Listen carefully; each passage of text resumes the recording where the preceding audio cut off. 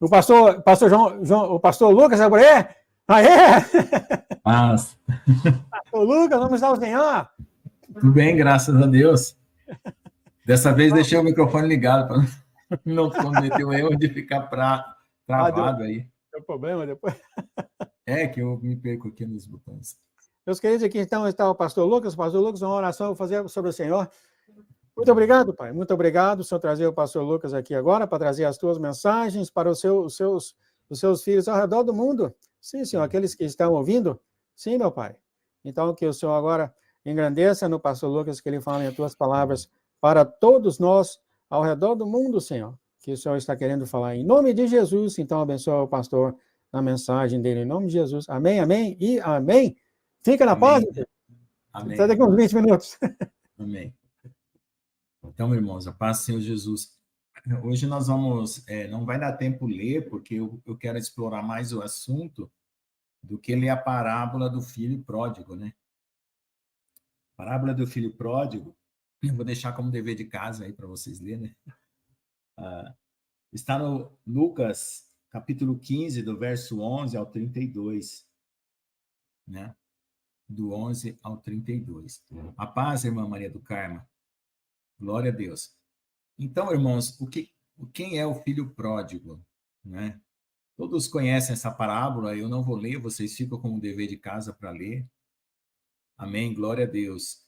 Amém, glória a Deus. Fica em intercessão e clamor aí, porque a luta foi muito grande, de ontem à noite para cá, tá bom? Quem é o filho pródigo? Somos todos nós que habitamos nessa terra. Todas as pessoas que habitam nessa terra deixaram, né, o convívio do Pai para se dissolver no mundo, nas suas angústias, nos seus pecados, nas coisas erradas, né, que destroem. O problema do pecado, irmão, não é a moral de uma sociedade, porque tem sociedade que você faz coisas que são mínimas aqui, são totalmente inconcebíveis em outros lugares. Né? Por exemplo, dizem, eu nunca fui na Itália, né? Dizem que depois que você come uma macarronada, você tem que arrotar, né? Se você arrotar na mesa aqui no Brasil, vão te chamar de porco, né? Então, não é uma questão moral, de regra moral. É uma questão de amor. O pecado é assim, Deus te oferece o amor e você rejeita. Esse é o pecado.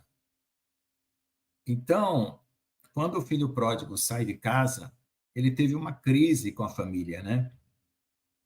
E ele saiu para tentar fazer a vida dele funcionar sozinho, né?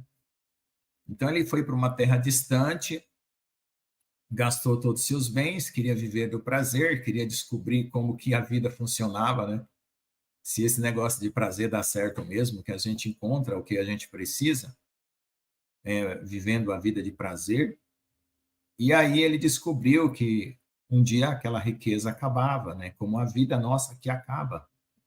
Então, aquela riqueza do filho pródigo é a vida, é o tempo da nossa vida, um dia ela acaba. E ele saiu para trabalhar, se esforçando para manter aquela riqueza, já que ele não conseguia manter mais, que é o envelhecimento. Você está envelhecendo, você não consegue mais manter a sua saúde, a sua mente equilibrada, né? E chega uma hora que você está tão deficiente que você não distingue mais os ensinos corretos dos ensinos errados.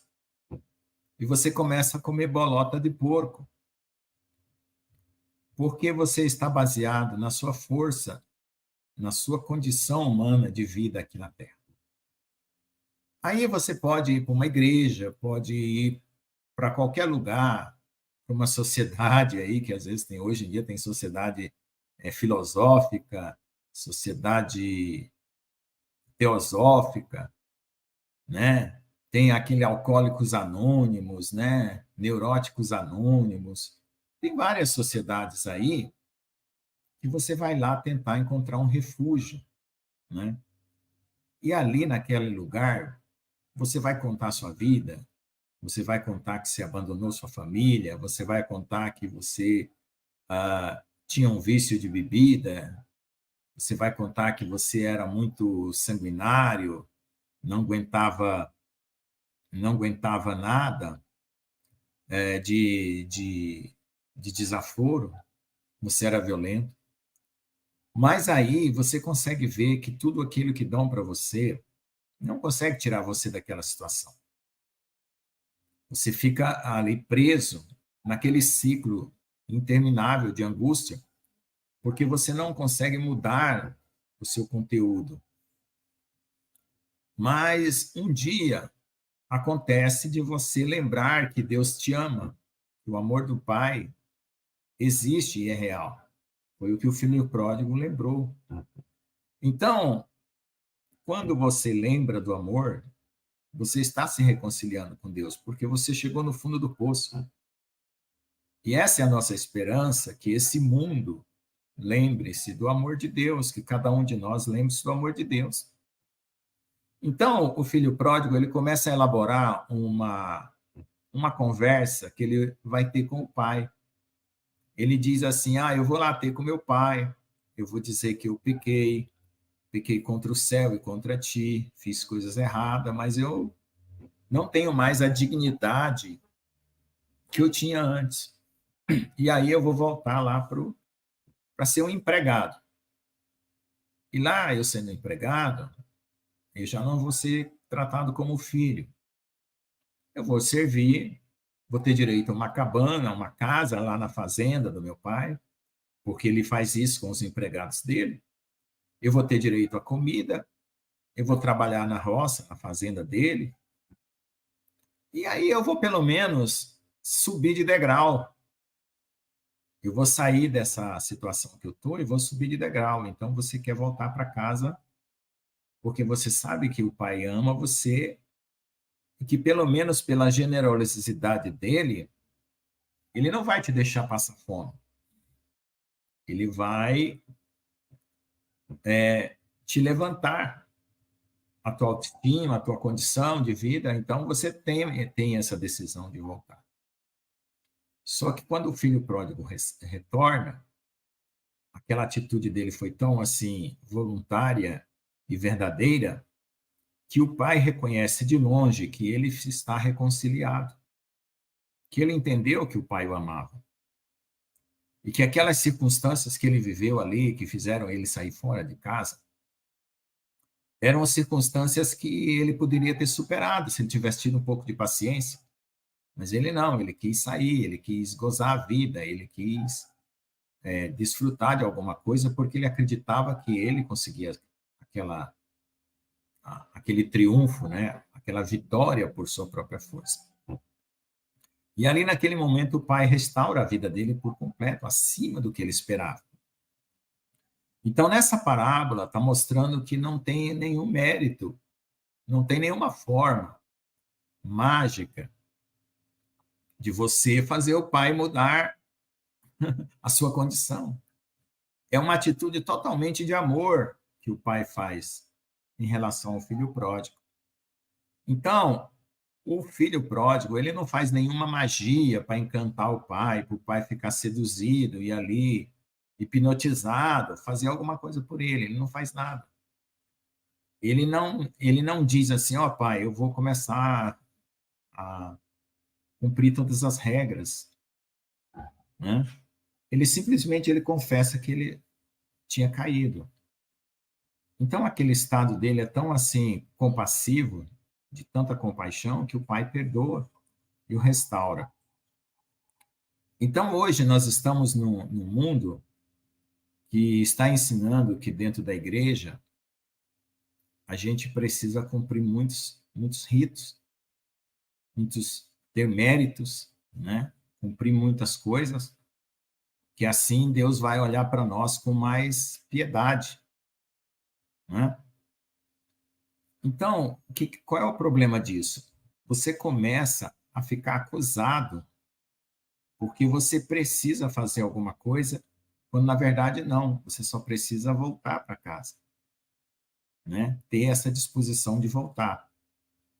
Se você começar a querer se justificar, você não vai tirar do coração aquela rebeldia que te afastou da sua casa, da casa do seu pai. Simplesmente você vai achar que aquilo que você fez estava certo, né?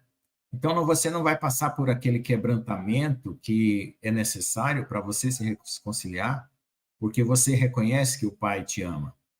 Então, essa é a situação básica, o reconhecimento do amor de Deus por nós. Porque as demais coisas, né, que a gente passa no nosso pensamento, as acusações, né, de que o inimigo tenta nos destruir, fazer alguma coisa contra nós, ela é gerada pelo esse quadro psicológico que a gente carrega dos nossos medos, das nossas culpas, mas não tem nada a ver com o amor de Deus. Nós precisamos abrir o nosso coração para o amor de Deus. Só que você começou a viver de uma forma tão regrada, tão cheia de não faça isso, não faça aquilo, que você se tornou robótico. Você se tornou uma pessoa que só obedece comando. Você deixou de ser espontâneo. Você deixou de ser alegre. Você não canta por espontaneidade. Você não dá risada espontânea. Por quê? Porque ensinaram tanta regra para você ser santo, tanta regra para você não pecar, que você virou mecânico. Né? Não procede mais do teu coração, procede da angústia que você tem, porque se você não fizer aquilo, você vai para o inferno. Se você não louvar, Deus não vai te ouvir a tua oração naquele dia. Se você não falar palavras positivas, Deus não vai aceitar, né, aquele dia e te abençoar. Você vai atrair o mal. O mal vai te seduzir, vai te cercar, vai te derrubar. Então, você começa a criar esses fantasmas na sua cabeça. Por quê?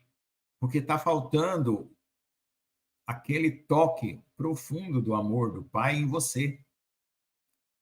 Então, com medo do inferno, com medo de ser condenado, você faz regras, você cumpre regras. Mas não é isso que Deus quer. As regras e as leis, elas são da consciência e do coração que tem a mesma natureza que o Pai tem. Então, nós precisamos ter a mesma essência do Pai, a mesma natureza. Até a maneira formal de você se comportar, tudo bem, né? Também você tem que ter três coisas: a essência, a natureza e a formalidade. Mas, hoje em dia, as pessoas estão vivendo só na formalidade. Elas perderam a essência e a natureza. Né? A natureza dela está inclinando para a carne, e a essência dela está buscando as coisas no mundo, ou no eu, ou no ego. Por quê? Porque a pessoa está começando a apoiar-se nela mesma, e não em Deus, no que Jesus fez. E ela começa a decair. Começa a vir as acusações, os medos, as culpas. Ela não consegue ficar perto de uma pessoa mais pecadora que ela, porque ela tem medo de começar a se contaminar. Ao invés de você purificar a pessoa, que você tem medo de andar com ela, você tem medo que ela te contamine de tão fraco que você está.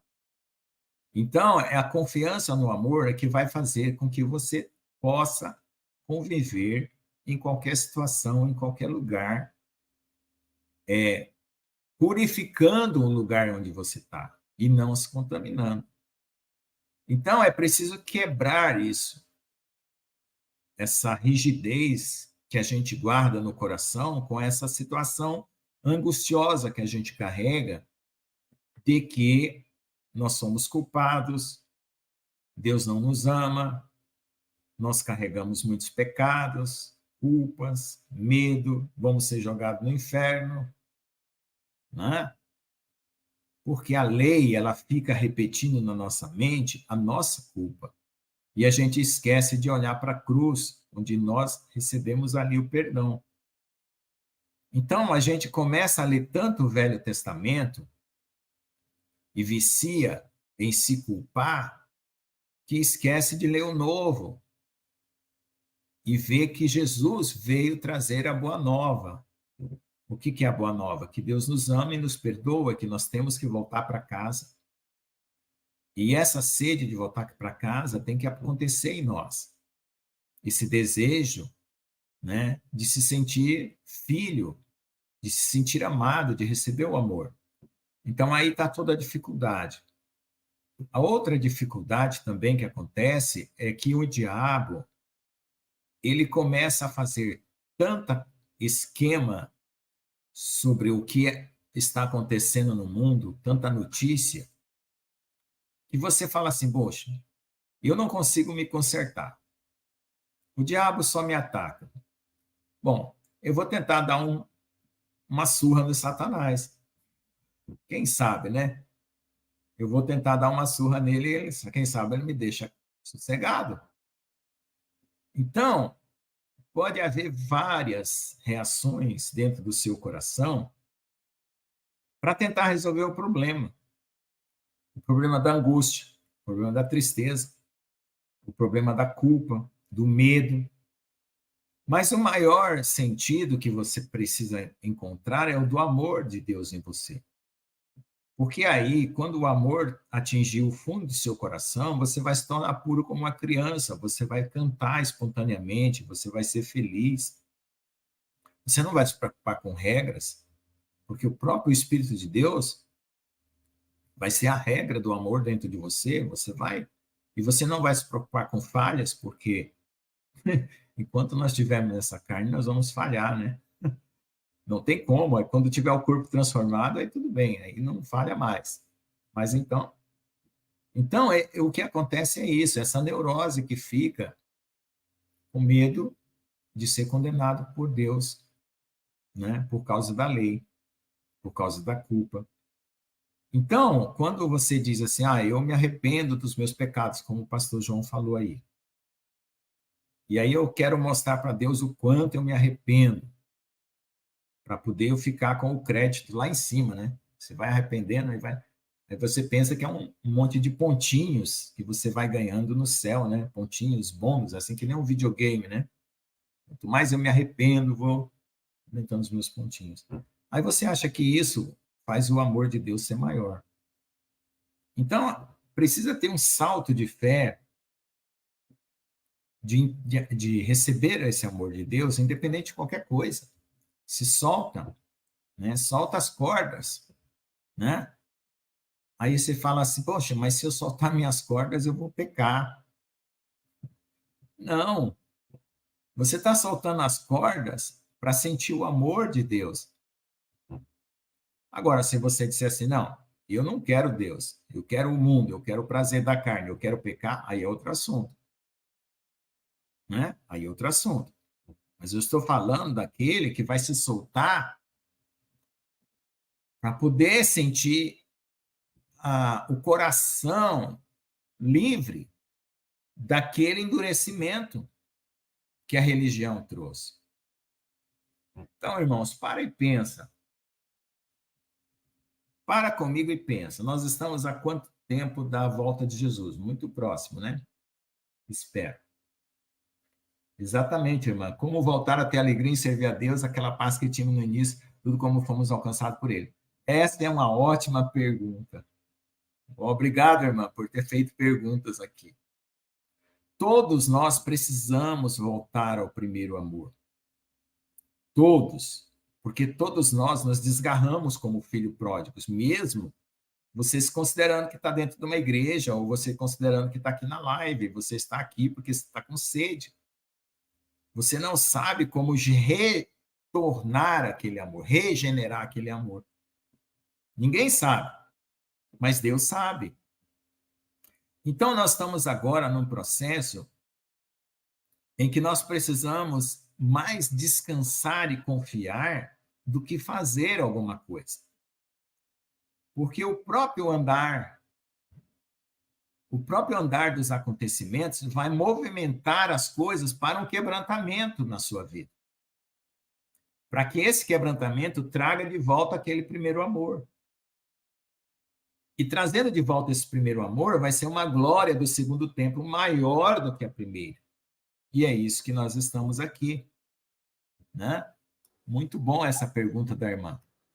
Então, nós queremos exatamente, nesse bate-papo rápido aqui, né, que já o pastor João já veio aqui atrapalhar, já veio atrapalhar, que você faça as perguntas, como a irmã Ana Nascimento fez, como voltar a ter a alegria do primeiro amor. Então, o conselho que eu te dou, descanse, confie, e o que vai acontecer a partir de hoje na sua vida vai contribuir para um quebrantamento do seu coração, você vai chorar, lavar o seu coração com lágrimas e vai de novo o amor brotar, o amor de Deus. Amém? Tá bom? Então, quando puder, eu agora peguei agora aqui, né? Antes eu não sabia operar com esse StreamYard do pastor João aqui. Aí eu estou aprendendo, eu estou clicando aqui, estou aprendendo. Então, tem um comentários aqui que não é o comentário do YouTube, né? Então, eu ficava entre o YouTube e aqui, né, para pegar o comentário. Aqui tem um comentário aqui onde é igual ao do YouTube. Então, é muito bom essa pergunta que a irmã Ana Nascimento fez. Eu acho que vocês podem fazer tantas perguntas quanto quiser, mas hoje não vai dar mais. Não, está aqui. Esse SteamWord, ele aparece no YouTube, a pergunta que ela fez. Aparece no YouTube junto, né? Aqui aparece, lá, né? Eu ficava procurando lá e aqui, então eu não sabia aqui. Tá bom. Muito interessante isso, né? O que nós temos falado hoje, que o senhor tem falado, ele fala, você é um leão, começa a rugir, você é uma ave, começa a voar alto. Tá, como o senhor falou, né? Tá todo mundo, pastor John falou, tá todo mundo preso naquele regulamento, aquele medo de ir para o inferno. E o coração está duro. E o pior é que está surgindo casos de gente ficar com revolta de Deus, está com raiva de Deus. Porque é uma compressão tão forte que os sentimentos não mais se regulam, eles começam a explodir. Isso é preocupante, porque isso é a religião que está fazendo, sabe? Ainda tem outro que fala, né? Outros falam, não vou nem seguir Deus, eu não vou conseguir ser perfeito, não vou nem seguir ele. Pois é. Acontece. Meu querido, é um tópico extremamente... Quando começou a falar do primeiro amor, tinha só 2 minutos para acabar, falei, não vai dar tempo. Mas é tudo uma coisa só, né, querido? Mas então, dê um dever de casa aí para todo mundo. Lê Lucas 15, de 11 a 32, parábola do filho pródigo, e se enxergar ali no meio do filho pródigo. Porque tem o religioso, né, que reclamou, né, que o irmão estava sendo abençoado de volta. Aí falou lá, olha, eu estou tanto aqui. Então, é assim, quem não precisa de médico? Me diga alguém que não precisa de médico na Terra. Todos precisam de médico, né? Então, não dá para se sentir curado. Eu não consigo me sentir sem a necessidade do médico, né? Meu querido pastor, o senhor quer pedir uma oração para os irmãos ao redor do mundo? Vamos fazer, sim. E vou fazer por mim também, porque eu preciso ter esse primeiro amor de volta. Ó Senhor Jesus, amado Deus, nós expusemos a Tua palavra nas circunstâncias que cada um está vivendo, e como a religião nos engessou, e como o medo do pecado nos engessou, e como as coisas que não são do amor de Deus nos engessam, Senhor, e ainda continua nos engessando nesse mundo.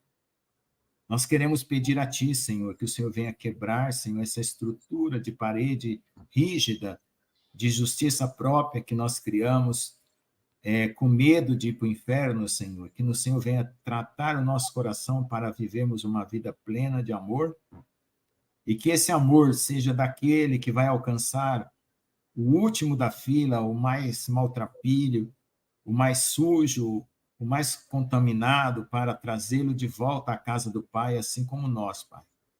Que nós não tenhamos fronteiras para o Teu amor, assim como os céus é maior do que a terra, assim seja o nosso amor, Senhor, estendido sobre toda essa terra, para alcançarmos não só nós mesmos através do nosso quebrantamento, mas aqueles que hão de herdar a salvação, porque são convidados todos a se reconciliar por Jesus, mesmo que ainda não sintam, Senhor, nesse momento, agora, esse sentimento de arrependimento, de quebrantamento, de primeiro amor, mas que o Senhor trabalhe nas circunstâncias que nós temos hoje e no que nós teremos no futuro para alcançarmos essa renovação de uma segunda glória que vai nos levar de volta para casa.